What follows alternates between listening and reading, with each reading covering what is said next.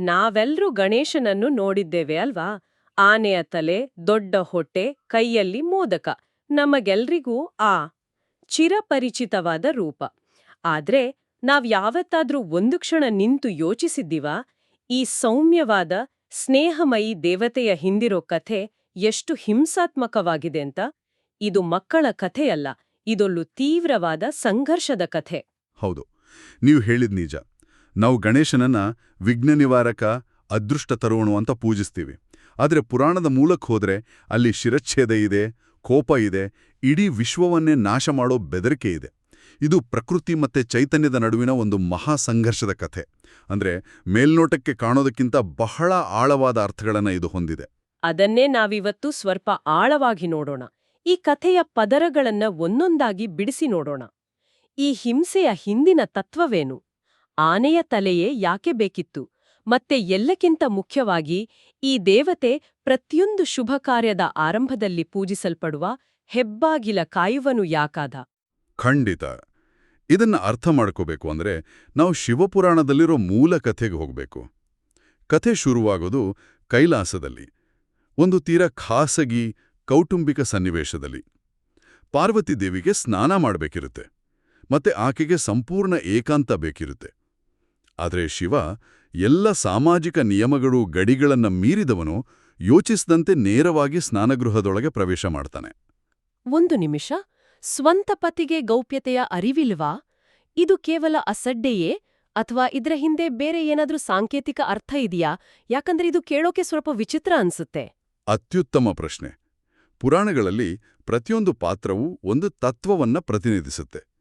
ಇಲ್ಲಿ ಶಿವನೆಂದ್ರೆ ಪುರುಷ, ಅಂದ್ರೆ ಶುದ್ಧ, ನಿರಾಕಾರ, ಎಲ್ಲೆಗಳಿಲ್ಲದ ಚೈತನ್ಯ. ಆ ಚೈತನ್ಯಕ್ಕೆ ಬಾಗಲು, ಗೋಡೆ, ಗಡಿ, ಖಾಸಗಿ, ಸಾರ್ವಜನಿಕ ಅನ್ನೋ ಭೇದಗಳೇ ಇಲ್ಲ. ಅದು ಎಲ್ಲೆಲ್ಲೂ ವ್ಯಾಪಿಸಿದೆ. ಆದರೆ ಪಾರ್ವತಿ ಪ್ರಕೃತಿಯ ಸಂಕೇತ, ಅಂದ್ರೆ ಭೌತಿಕ ಜಗತ್ತು. ಪ್ರಕೃತಿಗೆ ಯಾವಾಗಲೂ ಒಂದು ರೂಪ, ಒಂದು ಗಡಿ, ಒಂದು ಚೌಕಟ್ಟು ಬೇಕೇ ಬೇಕು. ಸೊ ಅವರಿಬ್ಬರ ನಡುವಿನ ಈ ಘಟನೆ ನಿರಾಕಾರ ಚೈತನ್ಯ ಮತ್ತು ಸಾಕಾರ ಪ್ರಕೃತಿಯ ನಡುವಿನ ಸಹಜ ಸಂಘರ್ಷವನ್ನ ತೋರಿಸುತ್ತೆ. ಓ ಹಾಗೆ. ಹಾಗಾದ್ರೆ ಪಾರ್ವತಿ ಏನ್ ಮಾಡ್ತಾಳೆ? ಆಕೆ ಸಹಜವಾಗಿಯೇ ತನ್ನ ಗಡಿಗಳನ್ನ ರಕ್ಷಿಸ್ಕೊಳ್ಳೋಕೆ ಪ್ರಯತ್ನಿಸ್ತಾಳೆ. ಮೊದಲು ತನ್ನ ಬಾಗಿಲ್ ಕಾಯೋಕೆ ನಂದಿಯನ್ನ ನೇಮಿಸ್ತಾಳೆ. ಆದರೆ ನಂದಿ ಮೂಲತಃ ಶಿವನ ವಾಹನ, ಪರಮಭಕ್ತ. ಅವನ ಮೊದಲ ನಿಷ್ಠೆ ಶಿವನಿಗೆ. ಹಾಗಾಗಿ ಶಿವ ಬಂದಾಗ ನಂದಿ ಗೌರವದಿಂದ ದಾರಿ ಬಿಡ್ತಾನೆ. ಆಗ ಪಾರ್ವತಿಗೆ ಒಂದು ಕಠೋರ ಸತ್ಯದ ಅರಿವಾಗತ್ತೆ. ಏನು ಅಂದ್ರೆ, ಈ ಇಡೀ ವ್ಯವಸ್ಥೆಯಲ್ಲಿ ತನಗೆ ಮಾತ್ರ ನಿಷ್ಠನಾಗಿರುವ, ತನ್ನ ಆಜ್ಞೆಯನ್ನ ಮಾತ್ರ ಪಾಲಿಸುವ ಯಾರೂ ಇಲ್ಲ ಅಂತ. ಹಾಗಾಗಿ ಅವಳು ತನಗಾಗಿಯೇ ಒಬ್ಬ ರಕ್ಷಕನನ್ನು ಸೃಷ್ಟಿ ಮಾಡ್ಕೋಬೇಕು ಅಂತ ನಿರ್ಧರಿಸ್ತಾಳೆ. ಇಲ್ಲಿ ಒಂದು ಇಂಟ್ರೆಸ್ಟಿಂಗ್ ವಿಷಯ ಅಂದ್ರೆ, ಅವಳು ಅವನನ್ನ ಮಂತ್ರದಿಂದಲೋ ಯಜ್ಞದಿಂದಲೋ ಸೃಷ್ಟಿಸೋದಿಲ್ಲ. ಬದಲಿಗೆ ತನ್ನ ಶರೀರಕ್ಕೆ ಹಚ್ಚಿದ್ದ ಅರಿಶಿಣದ ಲೇಪನದಿಂದ ಒಂದು ಬಾಲಕನ ಮೂರ್ತಿಯನ್ನ ಮಾಡಿ ಅದಕ್ಕೆ ತನ್ನ ಶಕ್ತಿಯಿಂದ ಜೀವ ತುಂಬುತ್ತಾಳೆ. ಇದು ತುಂಬಾ ಭೌತಿಕವಾದ, ಪ್ರಕೃತಿ ಸಹಜವಾದ ಸೃಷ್ಟಿ. ನಿಖರವಾಗಿ ಆ ಬಾಲಕ ಅವಳದೇ ಒಂದು ಭಾಗ, ಅವಳ ಇಚ್ಛೆಯ, ಅವಳ ಪ್ರಕೃತಿಯ ವಿಸ್ತರಣೆ. ಹಾಗಾಗಿ ಅವನ ನಿಷ್ಠೆಯ ಪ್ರಶ್ನಾತೀತ. ಆಕೆ ಅವನಿಗೆ ಒಂದೇ ಒಂದು ಸ್ಪಷ್ಟವಾದ ಆಜ್ಞೆಯನ್ನ ಕೊಡ್ತಾಳೆ. ಮಗು, ಈ ಬಾಗಿಲನ್ನ ಕಾಯಿ. ನನ್ನ ಅನುಮತಿ ಇಲ್ಲದೆ ಯಾರೇ ಬಂದರೂ, ಎಷ್ಟೇ ದೊಡ್ಡವರಾಗಿದ್ರೂ ಒಳಗೆ ಬಿಡಬೇಡ. ಮತ್ತು ಆ ಬಾಲಕನಿಗೆ ತನ್ನ ತಂದೆ ಯಾರು ಅಂತಾನೂ ಗೊತ್ತಿರೋದಿಲ್ಲ. ಅವನಿಗೆ ಗೊತ್ತಿರೋದು ತನ್ನ ತಾಯಿಯ ಆಜ್ಞೆ ಮಾತ್ರ. ಹಾಗಾಗಿ ಶಿವನು ಹಿಂತಿರುಗಿದಾಗ ಬಾಗಿಲಲ್ಲಿ ಒಬ್ಬ ಬಾಲಕ ಕೈಯಲ್ಲಿ ದಂಡ ಹಿಡ್ಕೊಂಡು ನಿಂತಿರ್ತಾನೆ. ನೀನು ಒಳಗೆ ಹೋಗೋ ಹಾಗಿಲ್ಲ ಅಂತ ಶಿವನ ದಾರಿಯನ್ನೇ ತಡಿತಾನೆ. ಹೌದು, ಇಲ್ಲಿಂದಲೇ ನಿಜವಾದ ಸಂಘರ್ಷ ಶುರುವಾಗೋದು. ಇದು ಕೇವಲ ತಂದೆ ಮಗನ ನಡುವಿನ ಜಗಳ ಅಲ್ಲ, ಇದು ತತ್ವಗಳ ನಡುವಿನ ಸಂಘರ್ಷ. ಆ ಬಾಲಕ ಇಲ್ಲಿ ಅಹಂಕಾರದ ಸಂಕೇತ. ಇದು ನನ್ನ ತಾಯಿಯ ಜಾಗ, ಇದು ನನ್ನ ಬಾಗಿಲು, ಇಲ್ಲಿ ನನ್ನ ನಿಯಮ ಅನ್ನೋ ಒಂದು ಸೀಮಿತ ಗುರುತನ್ನ ಅವನು ಪ್ರತಿನಿಧಿಸ್ತಾನೆ. ಒಂದು ರೀತಿಯಲ್ಲಿ ಅವನು ತನ್ನ ಸಣ್ಣ ಪ್ರಪಂಚದ ಗಡಿಯನ್ನು ಹಾಕ್ಕೊಂಡು ಎಲ್ಲೆಗಳಿಲ್ಲದ ಸಾರ್ವತ್ರಿಕ ಚೈತನ್ಯದ, ಅಂದ್ರೆ ಶಿವನ ಹರಿವನ್ನ ತಡಿತಾ ಇದ್ದಾನೆ. ಇದು ನಾವು ನಮ್ಮ ಜೀವನದಲ್ಲಿ ಪ್ರತಿದಿನ ಮಾಡೋದೇ ಅಲ್ವಾ? ಇದು ನನ್ನ ಮನೆ, ನನ್ನ ಅಭಿಪ್ರಾಯ, ನನ್ನ ದಾರಿ ಅಂತ ನಮ್ಮ ಅಹಂಕಾರದ ಗೋಡೆಗಳನ್ನ ಕಟ್ಕೋತೀವಿ. ಖಂಡಿತ. ಹಾಗಾಗಿಯೇ ಈ ಕತೆ ಇಂದಿಗೂ ಪ್ರಸ್ತುತ. ದೇವಿಯ ಶಕ್ತಿಯಿಂದ ಹುಟ್ಟಿದ್ರಿಂದ ಆ ಬಾಲಕನು ಅಸಾಧಾರಣ ಶಕ್ತಿಶಾಲಿಯಾಗಿರ್ತಾನೆ. ಅವನು ಶಿವನ ಇಡೀ ಸೈನ್ಯ, ಅಂದ್ರೆ ಗಣಗಳು, ಬೇರೆ ದೇವತೆಗಳು ಎಲ್ಲರನ್ನೂ ಸೋಲಿಸ್ತಾನೆ. ಅವನ್ನ ತಡೆಯೋಕೆ ಯಾರಿಗೂ ಸಾಧ್ಯ ಆಗೋದಿಲ್ಲ. ಕೊನೆಗೆ ಬೇರೆ ದಾರಿಯಿಲ್ಲದೆ ಶಿವನು ತನ್ನ ತ್ರಿಶೂಲದಿಂದ ಆ ಬಾಲಕನ ಶಿರಚ್ಛೇದ ಮಾಡ್ತಾನೆ. ಇದು ಕೇಳೋಕೆ ತುಂಬಾ ಕ್ರೂರವಾಗಿಲ್ವಾ? ಅವನು ಕೇವಲ ತನ್ನ ತಾಯಿಯ ಆಜ್ಞೆಯನ್ನ ಪಾಲಿಸ್ತಿದ್ದ ಒಬ್ಬ ಬಾಲಕ ಅಷ್ಟೇ. ಅವನನ್ನ ಕೊಲ್ಲೋ ಅಗತ್ಯವೇನಿತ್ತು? ಪುರಾಣಗಳ ಭಾಷೆಯನ್ನ ನಾವು ನೇರವಾಗಿ ಅರ್ಥೈಸ್ಕೋಬಾರ್ದು. ಇಲ್ಲಿ ಶಿರಚ್ಛೇದ ಅನ್ನೋದು ಅಹಂಕಾರದ ನಾಶದ ಒಂದು ಅತ್ಯಂತ ಶಕ್ತಿಯುತ ರೂಪಕ. ನಮ್ಮ ಗುರುತು, ಹೆಮ್ಮೆ, ನಾನೂ ಬೇರೆ, ಪ್ರಪಂಚವೇ ಬೇರೆ ಅನ್ನೋ ಪ್ರತ್ಯೇಕತೆಯ ಭಾವನೆ, ನಮ್ಮೆಲ್ಲ ಜ್ಞಾನ, ಅಹಂಕಾರ ಎಲ್ಲವೂ ನೆಲೆಸಿರೋದು ನಮ್ಮ ತಲೆಯಲ್ಲಿ. ಆ ಸೀಮಿತ ಭೌಮಿಕ ಅಹಂಕಾರವನ್ನ ನಾಶಪಡಿಸದೆ ಉನ್ನತವಾದ ದೈವಿಕ ಪ್ರಜ್ಞೆಯನ್ನ ತಲುಪೋಕೆ ಸಾಧ್ಯವಿಲ್ಲ. ಸೊ ಶಿವನು ಆ ಬಾಲಕನನ್ನ ಕೊಂದಿಲ್ಲ, ಅವನಲ್ಲಿದ್ದ ಸೀಮಿತ ಅಹಮ್ಮನ್ನು ನಾಶ ಮಾಡಿದಾನೆ. ಆ ಹಳೆಯ ತಲೆಯನ್ನ ಕಳ್ಕೊಂಡ ನಂತರವೇ ಅವನು ಗಣೇಶನಾಗೋಕೆ ಸಾಧ್ಯವಾಯಿತು. ಹಾಗಾದ್ರೆ ಇದು ಒಂದು ರೀತಿಯಲ್ಲಿ ವಿನಾಶ ಅಲ್ಲ, ಬದಲಾಗಿ ಒಂದು ರೂಪಾಂತರದ ಆರಂಭ. ಆದ್ರೆ ಪಾರ್ವತಿ ಇದನ್ನ ಹೇಗೆ ಸ್ವೀಕರಿಸ್ತಾಳೆ? ಅವಳು ಸಂಪೂರ್ಣವಾಗಿ ಕುಸಿದು ಹೋಗ್ತಾಳೆ. ಅವಳ ದುಃಖ ಮಹಾಕೋಪವಾಗಿ ಮಾರ್ಪಡುತ್ತೆ. ತನ್ನ ಮಗನನ್ನ ಕೊಂದಿದ್ದಕ್ಕಾಗಿ ಇಡೀ ವಿಶ್ವವನ್ನೇ ನಾಶ ಮಾಡ್ತೀನಿ ಅಂತ ಗರ್ಜಿಸ್ತಾಳೆ. ಆಗ ದೇವತೆಗಳೆಲ್ಲರೂ ಭಯಭೀತರಾಗಿ ಶಿವನ ಹತ್ತಿರ ಪರಿಹಾರಕ್ಕಾಗಿ ಬೇಡ್ಕೋತಾರೆ. ಆಗ ಶಿವನು ಬಾಲಕನಿಗೆ ಮರುಜೀವ ನೀಡ್ತೀನಿ ಅಂತ ಭರವಸೆ ಕೊಡ್ತಾನೆ. ಆದ್ರೆ ಕತ್ತರಿಸಿದ ಮೂಲತಲೆಯೆಲ್ಲೋ ಕಳೆದೋಗಿರತ್ತೆ. ಆಗ ಶಿವನು ತನ್ನ ಗಣಗಳಿಗೆ ಒಂದು ವಿಚಿತ್ರವಾದ ಆಜ್ಞೆ ಕೊಡ್ತಾನೆ. ಉತ್ತರ ದಿಕ್ಕಿಗೆ ಹೋಗಿ ಅಲ್ಲಿ ತಲೆಯನ್ನ ಉತ್ತರಕ್ಕಿಟ್ಟು ಮಲಗಿರೋ ಮೊದಲ ಜೀವಿಯ ತಲೆಯನ್ನ ಕತ್ತರಿಸಿ ತನ್ನಿ ಅಂತ ಹೇಳ್ತಾನೆ. ಯಾಕೆ ಉತ್ತರ ದಿಕ್ಕು? ಯಾಕೆ ಈ ರೀತಿಯೊಂದು ನಿಬಂಧನೆ? ಯೌಗಿಕ ಸಂಪ್ರದಾಯಗಳಲ್ಲಿ ಉತ್ತರ ದಿಕ್ಕಿಗೆ ಆಧ್ಯಾತ್ಮಿಕವಾಗಿ ಬಹಳ ಮಹತ್ವ ಇದೆ. ಅದು ಸ್ಥಿರತೆ, ಜ್ಞಾನ ಮತ್ತೆ ದೈವಿಕ ಶಕ್ತಿಯ ದಿಕ್ಕು. ಭೂಮಿಯ ಕಾಂತೀಯ ಶಕ್ತಿ ಇರೋದು ಉತ್ತರ ಧ್ರುವದಲ್ಲಿ. ಹಾಗಾಗಿ ಉತ್ತರಕ್ಕೆ ತಲೆಯಿಟ್ಟು ಮಲಗಿರೋ ಜೀವಿ ಅಂದ್ರೆ ಬ್ರಹ್ಮಾಂಡದ ಲಯದೊಂದಿಗೆ ಹೊಂದಿಕೊಂಡು ಶಾಂತವಾಗಿರೋ ಜೀವಿಯ ಸಂಕೇತ. ಆ ಜೀವಿ ಆಕ್ರಮಣಕಾರಿಯಾಗಿರಬಾರ್ದು. ಗಣಗಳು ಉತ್ತರ ದಿಕ್ಕಿಗೆ ಹೋದಾಗ ಅವರಿಗೆ ಸಿಕ್ಕಿದ್ದು ಒಂದು ಆನೆ. ಮತ್ತು ಆ ಆನೆಯ ತಲೆಯನ್ನ ತಂದು ಬಾಲಕನ ದೇಹಕ್ಕೆ ಜೋಡಿಸಲಾಗತ್ತೆ. ಇದು ಕೇವಲ ಒಂದು ಬದಲಿ ಅಂಗ ಅಲ್ಲ, ಇದೊಂದು ಅಪ್ಗ್ರೇಡ್ ಇದ್ದ ಹಾಗೆ. ಆದ ಬದಲಾವಣೆಯ ಸಂಕೇತ. ಆನೆಯ ಅಂಗರಚನೆಯ ಸಾಂಕೇತಿಕತೆಯನ್ನ ನೋಡಿ. ದೊಡ್ಡ ತಲೆ ಅಪಾರವಾದ ಜ್ಞಾನ ಮತ್ತು ಬುದ್ಧಿವಂತಿಕೆಯನ್ನ ಹಿಡಿದಿಡೋಕೆ. ದೊಡ್ಡ ಕಿವಿಗಳು ಎಲ್ಲವನ್ನೂ ಕೇಳಿಸ್ಕೋಬಿಟ್ಟು, ಆದರೆ ಅಗತ್ಯವಾದುದನ್ನ ಮಾತ್ರ ಉಳಿಸ್ಕೊಂಡು ಸತ್ಯಾಸತ್ಯತೆಯನ್ನ ಬೇರ್ಪಡಿಸೋ ಸಾಮರ್ಥ್ಯಕ್ಕಾಗಿ. ಚಿಕ್ಕ ತೀಕ್ಷ್ಣವಾದ ಕಣ್ಣುಗಳು ಹೊರಗಿನ ಗೊಂದಲಗಳನ್ನ ಬದಿಗೊತ್ತಿ ಒಳಗೆ ಏಕಾಗ್ರತೆಯನ್ನ ಸಾಧಿಸೋಕೆ. ಮತ್ತು ಸೊಂಡಿಲು, ಅದು ಅತ್ಯಂತ ಅದ್ಭುತವಾದ ಅಂಗ.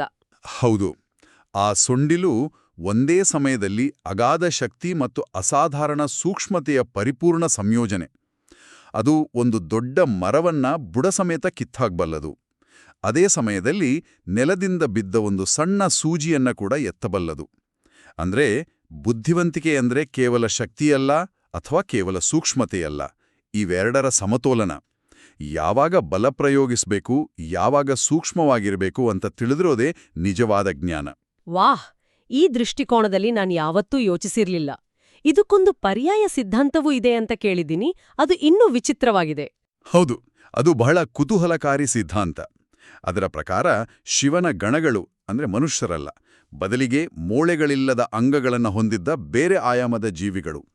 ಈಗ ಕಲ್ಪನೆ ಮಾಡ್ಕೊಳ್ಳಿ, ಒಬ್ಬ ಪ್ರಾಚೀನ ಕಲಾವಿದನಿಗೆ ಮೂಳೆಗಳಿಲ್ಲದ ಮೃದುವಾದ ಬಳುಕುವ ಕೈ ಅಥವಾ ಕಾಲನ್ನ ಚಿತ್ರಿಸೋಕೆ ಹೇಳಿದ್ರೆ ಅವನಿಗೆ ಪ್ರಕೃತಿಯಲ್ಲಿ ಸಿಗೋ ಅತ್ಯುತ್ತಮ ಉದಾಹರಣೆ ಯಾವುದು? ಆನೆಯ ಸೊಂಡಿಲು. ಬೇರೆ ಏನಿದೆ? ನಿಖರವಾಗಿ ಈ ಸಿದ್ಧಾಂತದ ಪ್ರಕಾರ ಗಣೇಶನ ಆನೆಯ ತಲೆಯು ಆ ಅನ್ಯ ಆಯಾಮದ ಜೀವಿಗಳ ಅಂಗರಚನೆಯ ಒಂದು ಕಲಾತ್ಮಕ ನಿರೂಪಣೆಯಾಗಿರ್ಬೋದು. ಅದು ಕೇವಲ ಒಂದು ಊಹೆ ಆದರೂ ಅದು ನಮ್ಮ ಕಲ್ಪನೆಯನ್ನ ವಿಸ್ತರಿಸುತ್ತೆ. ಒಟ್ಟಿನಲ್ಲಿ ಫಲಿತಾಂಶ ಒಂದೇ. ಆ ಬಾಲಕ ಈಗ ಕೇವಲ ಪಾರ್ವತಿಯ ಮಗನಲ್ಲ, ಅವನ ದೇಹ ಭೂಮಿಯದ್ದು ಅಂದ್ರೆ ಪ್ರಕೃತಿ, ಆದ್ರೆ ತಲೆ ದೈವಿಕ ಜ್ಞಾನದ್ದು ಅಂದ್ರೆ ಪುರುಷ. ಆದ್ರೆ ಈ ಹೊಸ ರೂಪದಲ್ಲೂ ಅವನು ಪರಿಪೂರ್ಣನಲ್ಲ. ಗಣೇಶನನ್ನ ಯಾವಾಗ್ಲೂ ಮುರಿದ ದಂತದಿಂದ ಚಿತ್ರಿಸಲಾಗುತ್ತೆ. ದೇವತೆಗಳನ್ನ ಸಾಮಾನ್ಯವಾಗಿ ದೈಹಿಕವಾಗಿ ಪರಿಪೂರ್ಣರು, ಸುಂದರರು ಅಂತ ಚಿತ್ರಿಸ್ತಾರೆ. ಆದ್ರೆ ಗಣೇಶನ ಈ ಅಪೂರ್ಣತೆ ಯಾಕೆ ಇಷ್ಟು ಮುಖ್ಯ? ಇದು ಬಹುಶಃ ಗಣೇಶನ ಕಥೆಯ ಅತ್ಯಂತ ಸುಂದರವಾದ ಸಂದೇಶ. ಪವಿತ್ರನಾಗಲು, ಜ್ಞಾನಿಯಾಗಲು ನೀವು ಪರಿಪೂರ್ಣರಾಗಿರ್ಬೇಕಾಗಿಲ್ಲ. ನಿಮ್ಮ ಅಪೂರ್ಣತೆಗಳೇ ನಿಮ್ಮ ಶಕ್ತಿಯಾಗ್ಬಲ್ಲವು. ದಂತ ಮುರಿದ ಬಗ್ಗೆ ಹಲವಾರು ಕಥೆಗಳಿವೆ, ಮತ್ತೆ ಪ್ರತಿಯೊಂದು ಒಂದು ವಿಭಿನ್ನ ಪಾಠವನ್ನ ಕಲಿಸ್ತೆ. ಅದರಲ್ಲಿ ಅತ್ಯಂತ ಪ್ರಸಿದ್ಧವಾದದ್ದು ಮಹಾಭಾರತದ ಲೇಖನದ ಕಥೆ ಅಲ್ವಾ? ಹೌದು. ವ್ಯಾಸ ಮಹರ್ಷಿಗಳು ಮಹಾಭಾರತ ಅನ್ನೋ ಮಹಾಕಾವ್ಯವನ್ನ ತಮ್ಮ ಮನಸ್ಸಿನಲ್ಲಿ ರಚಿಸಿದಾಗ ಅದನ್ನ ಅಷ್ಟೇ ವೇಗವಾಗಿ ಬರೆಯಬಲ್ಲ ಒಬ್ಬ ಲೇಖಕನ ಅವಶ್ಯಕತೆ ಇತ್ತು. ಅವರು ಗಣೇಶನನ್ನ ಕೇಳ್ಕೋತಾರೆ. ಗಣೇಶ ಒಪ್ಕೋತಾನೆ, ಆದರೆ ಒಂದು ಷರತ್ತು ಹಾಕ್ತಾನೆ. ನೀವು ಹೇಳೋದನ್ನ ಒಂದು ಕ್ಷಣವೂ ನಿಲ್ಲಿಸಬಾರ್ದು. ನಿಲ್ಲಿಸಿದ್ರೆ ನಾನು ಬರೆಯೋದನ್ನ ನಿಲ್ಲಿಸಿ ಹೋಗ್ಬಿಡ್ತೀನಿ. ಅದಕ್ಕೆ ವ್ಯಾಸರು ಕೂಡ ಒಂದು ಪ್ರತಿಷರ್ಥ ಹಾಕ್ತಾರೆ. ಸರಿ, ಆದ್ರೆ ನೀನು ಬರೆಯೋ ಪ್ರತಿಯೊಂದು ಶ್ಲೋಕವನ್ನು ಸಂಪೂರ್ಣವಾಗಿ ಅರ್ಥ ಮಾಡ್ಕೊಂಡೇ ಬರಿಬೇಕು ಅಂತ. ಇದು ಜ್ಞಾನ ಮತ್ತೆ ವೇಗದ ನಡುವಿನ ಒಂದು ಅದ್ಭುತ ಸ್ಪರ್ಧೆ. ಹೌದು, ವ್ಯಾಸರು ವೇಗವಾಗಿ ಹೇಳ್ತಾ ಹೋಗ್ತಾರೆ, ಗಣೇಶನು ಅಷ್ಟೇ ವೇಗವಾಗಿ ಬರೀತಾ ಹೋಗ್ತಾನೆ. ಇದ್ದಕ್ಕಿದ್ದಂತೆ ಗಣೇಶನ ಲೇಖನಿ ಅಂದ್ರೆ ಗರಿ ಮುರಿದು ಹೋಗುತ್ತೆ. ಆದರೆ ವ್ಯಾಸರು ನಿಲ್ಲಿಸೋದಿಲ್ಲ. ಗಣೇಶನು ಒಂದು ಕ್ಷಣವೂ ಯೋಚಿಸದೆ ತನ್ನ ಒಂದು ದಂತವನ್ನೇ ಮುರಿದು ಅದನ್ನ ಶಾಯಿಯಲ್ಲಿ ಅದ್ದಿ ಬರೆಯೋದನ್ನ ಮುಂದುವರಿಸ್ತಾನೆ. ವಾವ್! ಜ್ಞಾನದ ಹರಿವು ನಿಲ್ಬಾರ್ದು ಅನ್ನೋ ಕಾರಣಕ್ಕೆ ತನ್ನ ದೇಹದ ಒಂದು ಭಾಗವನ್ನೇ ತ್ಯಾಗ ಮಾಡ್ದ. ಅಂದ್ರೆ ನಮ್ಮಲ್ಲಿರೋ ಸಾಧನಗಳು ಮುರಿದು ಹೋದಾಗ ನಮ್ಮನ್ನೇ ನಾವು ಸಾಧನವನ್ನಾಗಿ ಮಾಡ್ಕೋಬೇಕು ಅನ್ನೋ ಸಂದೇಶ. ನಿಖರವಾಗಿ ದೇಹದ ಸೌಂದರ್ಯಕ್ಕಿಂತ ಜ್ಞಾನದ ಕೆಲಸ ಮುಖ್ಯ. ಇನ್ನೊಂದು ಕಥೆ, ಚಂದ್ರನೊಂದಿಗಿನ ಘಟನೆ. ಅದು ನಮ್ಮ ಅಹಂಕಾರದ ಬಗ್ಗೆ ಹೇಳುತ್ತೆ. ಆ ಕಥೆ ಸ್ವಲ್ಪ ಹಾಸ್ಯಮಯವಾಗಿ ಶುರುವಾಗುತ್ತೆ. ಹೌದು, ಗಣೇಶನು ಒಂದು ಔತಣ ಮುಗಿಸಿ ಹೊಟ್ಟೆ ತುಂಬ ಮೋದಕ ತಿಂದು ಮನೆಗೆ ಬರ್ತಿರ್ತಾನೆ. ದಾರಿಯಲ್ಲಿ ಒಂದು ಹಾವು ಅಡ್ಡ ಬಂದಿದ್ರಿಂದ ಅವನ ವಾಹನ ಎಡುವಿ ಗಣೇಶನು ಕೆಳಗೆ ಬೀಳ್ತಾನೆ. ಬಿದ್ದ ರಭಸಕ್ಕೆ ಅವನ ಹೊಟ್ಟೆ ಹೊಡೆದು ಎಲ್ಲಾ ಮೋದಕಗಳು ಹೊರಬರ್ತವೆ. ಇದನ್ನ ಮೇಲಿದ್ದ ಚಂದ್ರನು ನೋಡಿ ಗಹಗಹಿಸಿ ನಗ್ತಾನೆ. ಅಂದ್ರೆ ಇನ್ನೊಬ್ಬರ ದುರ್ಬಲ ಕ್ಷಣವನ್ನ ನೋಡಿ ಅಣಕಸ್ತಾನೆ. ಆಗ ಗಣೇಶನಿಗೆ ಸಿಟ್ಟು ಬರುತ್ತೆ. ಹೌದು, ತನ್ನ ರೂಪವನ್ನ ನೋಡಿ ನಕ್ಕ ಚಂದ್ರನ ಅಹಂಕಾರವನ್ನ ಮುರಿಯಕ್ಕೆ ಗಣೇಶನು ತನ್ನ ದಂತವನ್ನ ಮುರಿದು ಚಂದ್ರನತ್ತ ಎಸೆದು ಇನ್ನು ಮುಂದೆ ನಿನ್ನ ಸೌಂದರ್ಯವನ್ನ ಯಾರೂ ನೋಡೋದಿಲ್ಲ ಅಂತ ಶಾಪ ನೀಡ್ತಾನೆ. ಇಲ್ಲಿ ಮುರಿದ ದಂತವು ಅಹಂಕಾರ ಮತ್ತೆ ಗರ್ವದ ವಿರುದ್ಧ ಬಳಸಿದ ಆಯುಧ. ಅಪೂರ್ಣತೆಯು ಪರಿಪೂರ್ಣತೆಯ ಅಹಂಕಾರವನ್ನು ಮುರಿತು. ಮೂರನ ಕತೆ ಪರಶುರಾಮನದ್ದು. ಅದು ಗೌರವ ಮತ್ತೆ ವಿನಯದ ಬಗ್ಗೆ ಹೇಳುತ್ತೆ. ಹೌದು, ಪರಶುರಾಮನು ಶಿವನನ್ನ ಭೇಟಿಯಾಗೋಕೆ ಕೈಲಾಸಕ್ಕೆ ಬಂದಾಗ ಗಣೇಶನು ಅವನನ್ನ ತಡೀತಾನೆ. ಕೋಪಗೊಂಡ ಪರಶುರಾಮನು ಶಿವನೇ ತನಗೆ ಕೊಟ್ಟಿದ್ದ ಕೊಡಲಿಯಿಂದ ಗಣೇಶನ ಮೇಲೆ ದಾಳಿ ಮಾಡ್ತಾನೆ. ಆ ಆಯುಧ ತನ್ನ ತಂದೆದು ಅಂತ ಗಣೇಶನು ಗುರುತಿಸ್ತಾನೆ. ಅದನ್ನ ತಡೆದ್ರೆ ತನ್ನ ತಂದೆಗೆ ಮತ್ತೆ ತಂದೆ ಕೊಟ್ಟ ವಸ್ತುವಿಗೆ ಅಗೌರವ ತೋರಿದ ಹಾಗೆ ಆಗುತ್ತೆ ಅಂತ ಭಾವಿಸಿ ಆ ದಾಳಿಯನ್ನ ತಡೆಯದೆ ತನ್ನ ದಂತದ ಮೇಲೆ ಸ್ವೀಕರಿಸ್ತಾನೆ. ಇದು ವಿನಯದ ಪರಮಾವಧಿ. ಈ ಎಲ್ಲಾ ಕಥೆಗಳಲ್ಲಿ ಮುರಿದ ದಂತ ಒಂದು ದೌರ್ಬಲ್ಯ ಅಲ್ಲ, ಅದೊಂದು ಗೌರವದ ಚಿಹ್ನೆ. ಈ ಬುದ್ಧಿವಂತಿಕೆ ಮತ್ತೆ ವಿನಯದ ಗುಣಗಳು ಅವನನ್ನ ಅವನ ಸಹೋದರ ಕಾರ್ತಿಕೇಯನಿಂದ ಹೇಗೆ ಭಿನ್ನವಾಗಿಸುತ್ತೆ? ಕಾರ್ತಿಕೇಯ ಯುದ್ಧ ದೇವತೆ, ಶಕ್ತಿಶಾಲಿ, ಹೊರಮುಖ ವ್ಯಕ್ತಿತ್ವದವನು. ಹೌದು, ಅವರಿಬ್ರು ನಡುವಿನ ವ್ಯತ್ಯಾಸವನ್ನ ತೋರಿಸುವ ಒಂದು ಸುಂದರವಾದ ಕಥೆಯಿದೆ. ಒಮ್ಮೆ ಪೋಷಕರು ಜ್ಞಾನದ ಹಣ್ಣನ್ನ ಬಹುಮಾನವಾಗಿಟ್ಟು, ನಿಮ್ಮಿಬ್ರಲ್ಲಿ ಯಾರು ಮೊದಲು ಈ ಜಗತ್ತನ್ನ 3 ಬಾರಿ ಸುತ್ತಿ ಬರ್ತೀರೋ ಅವ್ರಿಗೆ ಈ ಹಣ್ಣು ಅಂತ ಘೋಷಿಸ್ತಾರೆ. ಕಾರ್ತಿಕೇಯನು ತಕ್ಷಣ ತನ್ನ ವೇಗದ ವಾಹನವಾದ ನವಿಲಿನ ಮೇಲೆ ಜಗತ್ತನ್ನ ಸುತ್ತೋಕೆ ಹೊರಟುಬಿಡ್ತಾನೆ. ಇದು ಜ್ಞಾನವನ್ನ ಗಳಿಸೋ ಒಂದು ದಾರಿ. ಹೊರಗೆ ಹೋಗೋದು, ಪ್ರಪಂಚವನ್ನ ನೋಡೋದು, ಅನುಭವದಿಂದ ಕಲಿಯೋದು. ಇದು ನಾಲೆಜ್ ಸಂಗ್ರಹಿಸೋ ಮಾರ್ಗ. ಆದ್ರೆ ಗಣೇಶನಿಗೆ ತನ್ನ ದೈಹಿಕ ಮಿತಿಗಳು ಗೊತ್ತಿತ್ತು. ಅವನಿಗೆ ಓಟದಲ್ಲಿ ಗೆಲ್ಲೋಕೆ ಸಾಧ್ಯ ಇಲ್ಲ. ಅವನು ಅಲ್ಲಿ ನಿಂತು ಯೋಚಿಸ್ತಾನೆ. ನಂತರ ನಿಧಾನವಾಗಿ ತನ್ನ ತಂದೆ ತಾಯಿಯರಾದ ಶಿವಪಾರ್ವತಿಯರ ಹತ್ರ ಬಂದು ಅವರಿಗೆ 3 ಬಾರಿ ಪ್ರದಕ್ಷಿಣೆ ಹಾಕ್ತಾನೆ. ನೀವೇ ನನ್ನ ಜಗತ್ತು, ಈ ಇಡೀ ಜಗತ್ತಿನ ಮೂಲವೂ ನೀವೇ. ಹಾಗಾಗಿ ಮೂಲವನ್ನೇ ಸುತ್ತಿದ್ರೆ ಇಡೀ ಜಗತ್ತನ್ನ ಸುತ್ತದ ಹಾಗೆ ಅಲ್ವಾ ಅಂತ ವಾದಿಸ್ತಾನೆ. ಇದು ವಿಸ್ಡಮ್, ಜ್ಞಾನಕ್ಕಿಂತ ಬುದ್ಧಿವಂತಿಗೆ ಶ್ರೇಷ್ಠ ಅನ್ನೋದನ್ನ ಇದು ತೋರಿಸುತ್ತೆ. ಹಾರ್ಡ್ ವರ್ಕ್ಗಿಂತ ಸ್ಮಾರ್ಟ್ ವರ್ಕ್ ಮುಖ್ಯ ಅನ್ನೋ ಸಂದೇಶ ಇಲ್ಲಿದೆ. ಸರಿ, ನಾವು ಗಣೇಶನ ತಲೆ, ದಂತ, ಬುದ್ಧಿವಂತಿಕೆಯ ಬಗ್ಗೆ ಮಾತಾಡಿದ್ವಿ. ಆದ್ರೆ ಈಗ ಅತ್ಯಂತ ಗೊಂದಲಮಯ ಮತ್ತೆ ಭೌತಿಕವಾಗಿ ಅಸಾಧ್ಯವಾದ ಭಾಗಕ್ಕೆ ಬರೋಣ. ಅವನ ವಾಹನ. ಇಷ್ಟು ಬೃಹದಾಕಾರದ ದೇವತೆ ಒಂದು ಸಣ್ಣ ಇಲಿಯ ಮೇಲೆ ಸವಾರಿ ಮಾಡೋದು, ಇದು ತಮಾಷೆಯಾಗಿ ಕಾಣೋದಿಲ್ವಾ? ನೀವದನ್ನ ಅಕ್ಷರಶಃ ತಗೊಂಡ್ರೆ ಅದೊಂದು ವ್ಯಂಗ್ಯ ಚಿತ್ರ. ಆದರೆ ಸಾಂಕೇತಿಕವಾಗಿ ನೋಡಿದ್ರೆ ಅದೊಂದು ಮನುಷ್ಯಾಸ್ತ್ರದ ಅತ್ಯಂತ ಆಳವಾದ ಪಾಠ. ಇಲಿ ಅಂದ್ರೆ ಏನು? ಅದರ ಸ್ವಭಾವ ಏನು? ಅದು ಚಂಚಲ, ಒಂದೆಡೆ ನಿಲ್ಲೋದಿಲ್ಲ, ಸದಾ ಏನನ್ನಾದರೂ ಕಡಿಯುತ್ತಿರುತ್ತೆ, ಓಡಾಡುತ್ತಿರುತ್ತೆ, ಗಿಡಿಬಿಡಿಯಲ್ಲಿರುತ್ತೆ. ಇದು ಕೇಳೋಕೆ ನಮ್ಮ ಮನಸ್ಸಿನ ಹಾಗೇ ಇದೆ. ಸದಾ ಚಂಚಲ, ಸದಾ ಚಟುವಟಿಕೆಯಲ್ಲಿ, ಯಾವತ್ತಿಗೂ ನಿಶ್ಚಲವಾಗಿರದ ನಮ್ಮ ಮಾನವನ ಮನಸ್ಸು. ನಿಖರವಾಗಿ ಆ ಇಲಿಯೇ ನಮ್ಮ ಮನಸ್ಸಿನ ಸಂಕೇತ.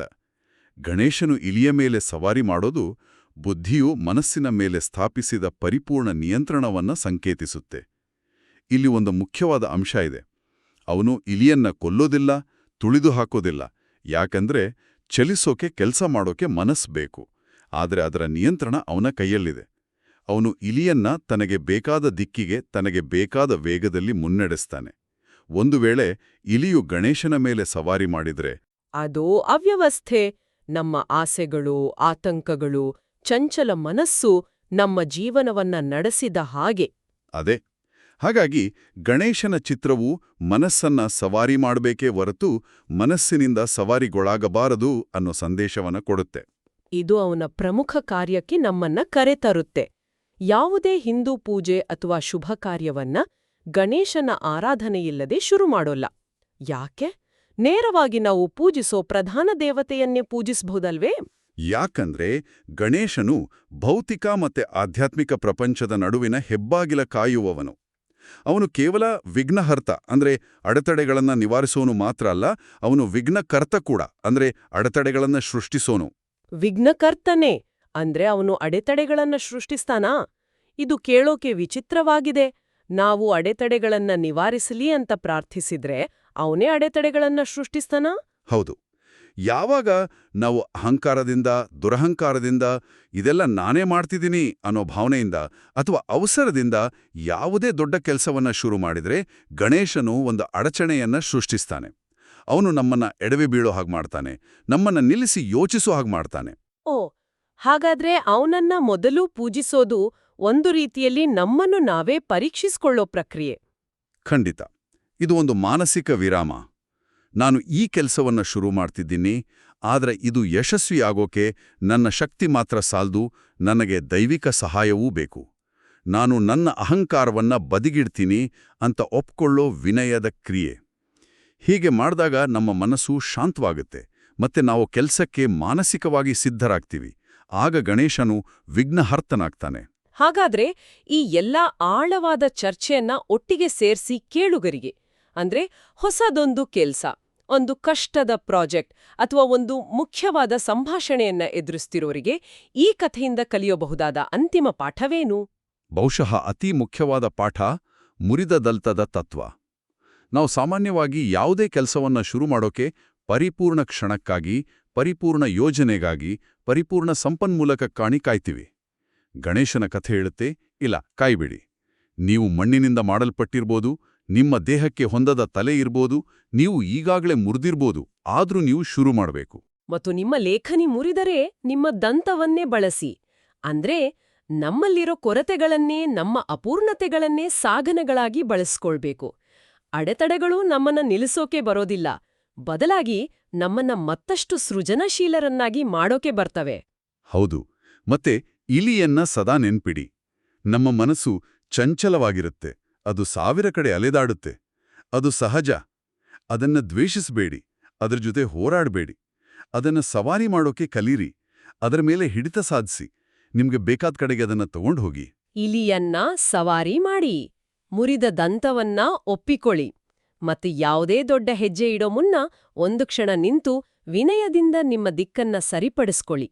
ಇದಕ್ಕಿಂತ ಉತ್ತಮವಾದ ಜೀವನ ಪಾಠ ಬೇಕಿಲ್ಲ. ಇದಕ್ಕಿಂತ ಚೆನ್ನಾಗಿ ಇದನ್ನ ಸಂಕ್ಷಿಪ್ತವಾಗಿ ಹೇಳೋಕ್ ಸಾಧ್ಯವಿಲ್ಲ. ಈ ಪುರಾಣದ ಆಳವನ್ನ ಇಷ್ಟು ಸ್ಪಷ್ಟವಾಗಿ, ಇಷ್ಟು ಸುಂದರವಾಗಿ ವಿವರಿಸಿದ್ದಕ್ಕಾಗಿ ಧನ್ಯವಾದಗಳು. ಇದು ಖಂಡಿತವಾಗಿಯೂ ನಾವು ಗಣೇಶನ ಮೂರ್ತಿಯನ್ನ ನೋಡುವ ದೃಷ್ಟಿಕೋನವನ್ನೇ ಬದಲಾಯಿಸುತ್ತೆ. ಸಂತೋಷ. ಮತ್ತೆ ಕೇಳುಗರೆಲ್ಲರಿಗೂ ನಿಮ್ಮ ದಿನದ ಮುಂದಿನ ಕೆಲಸಕ್ಕೆ ಧಾವಿಸೋ ಮೊದಲು ಒಂದು ಕ್ಷಣ ನಿಂತು ಯೋಚಿಸಿ. ನಿಮ್ಮ ದಾರಿ ಯಾವುದು, ನಿಮ್ಮ ಮನಸ್ಸು ಎಲ್ಲಿದೆ ಅಂತ ಖಚಿತಪಡಿಸಿಕೊಳ್ಳಿ. ಮುಂದಿನ ಚರ್ಚೆಯಲ್ಲಿ ಮತ್ತೆ ಭೇಟಿಯಾಗೋಣ.